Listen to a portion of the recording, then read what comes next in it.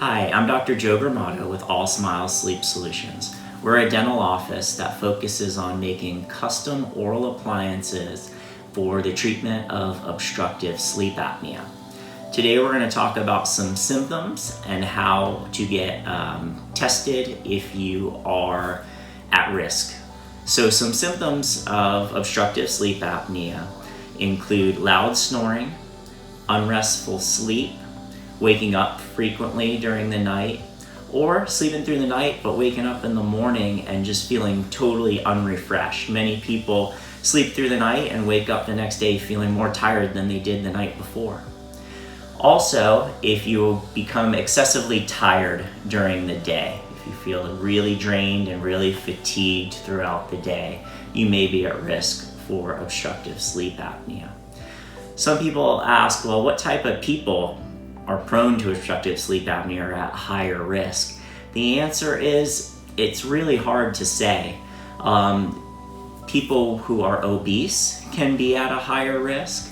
People with lung and breathing issues may be at higher risk for obstructive sleep apnea. But there's many people who are very healthy but may have smaller airways that become restricted while they're sleeping at night. So what happens if you have OSA, obstructive sleep apnea, and you don't do anything for the treatment? Obstructive sleep apnea is linked to a whole host of systemic health issues or overall body health issues. The main ones are affects the heart, greatly affects the heart. People with obstructive sleep apnea are at higher risk for high blood pressure, for heart arrhythmias, for congestive heart failure, for coronary artery disease. Also during obstructive sleep apnea, when you're having these obstructions in your breathing, the oxygen flow decreases. So oxygen flow to your brain decreases. So patients with obstructive sleep apnea are at a higher risk for stroke also. They can also have issues with memory and focus during the day, as well as long-term issues with dementia and Alzheimer's. It is also, obstructive sleep apnea is linked to diabetes. It can worsen diabetes. It is also linked to acid reflux. So if you have any of those issues, you are potentially at a much higher risk for obstructive sleep apnea. Ultimately, too, if someone goes untreated with obstructive sleep apnea, it could ultimately lead to an early death. A lot of patients who have passed away, or people you may know have passed away in their sleep in the early hours in the morning, may have died from a heart attack or stroke unknowingly. So you're listening to this, you think, okay, maybe I'm at a higher risk for obstructive sleep apnea. Now what do I do? Okay, the next step, once you've been identified at risk, is to be sleep tested.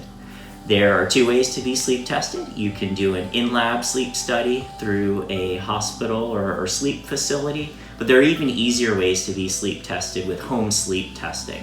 A lot of companies can mail you a device, or your physician or our office have the ability to arrange for you to get a home sleep testing device.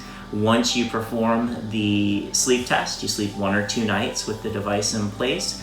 Those results are sent back and reviewed by a board-certified sleep physician who will analyze the results and make the diagnosis of whether or not you have obstructive sleep apnea. And then they will also recommend treatment. Treatment for obstructive sleep apnea is traditionally either a CPAP machine, which many of you are familiar with, or an oral appliance, which is what we focus on here in this office.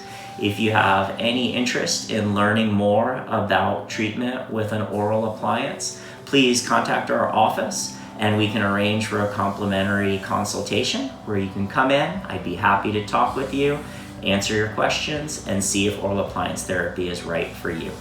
Thank you.